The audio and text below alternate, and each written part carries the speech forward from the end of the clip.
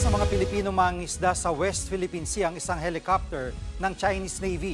Lubhang delikado raw yan dahil posibleng tumaob ang mga bangka. Nasa frontline balitang yan si Gio Robles.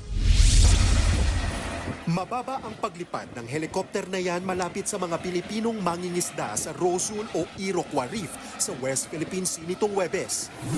Nakuhanan ng video ng isa sa mga mangingisda mula sa Quezon, Palawan ang paglapit ng helicopter mula sa Chinese Navy. Ayon sa Philippine Coast Guard, masyadong mababa ang paglipad ng helicopter ng China na lubhang mapanganib sa mga Pilipinong mangingisda.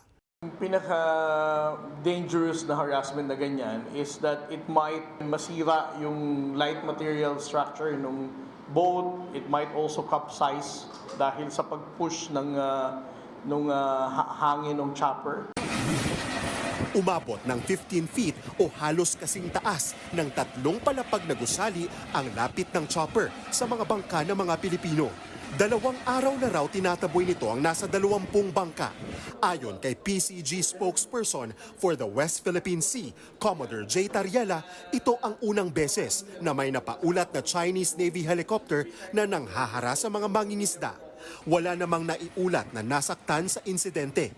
Pasok sa Exclusive Economic Zone o EEZ ng Pilipinas ang Rosul Reef. Kaya giit ng National Security Council.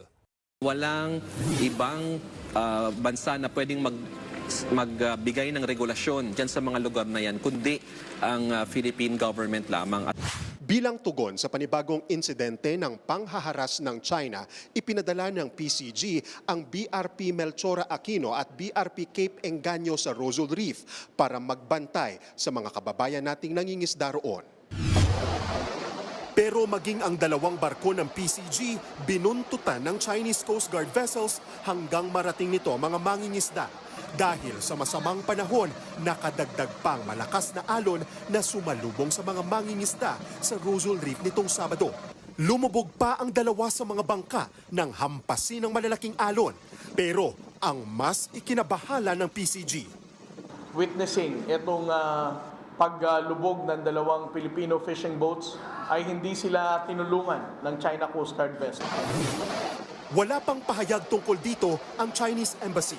Sa kabila ng nangyari, nasa mabuting lagay naman ang mga mangingisda.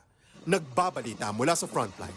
Gio Robles, News 5. Mga kapatid, Jiggy Manikad po, iba na ang may alam at may pakialam sa panahon ngayon. Para sa konkreto, kumpleto at komprehensibong balitaan sa Frontline, mag-follow at mag-subscribe sa social media pages ng News 5.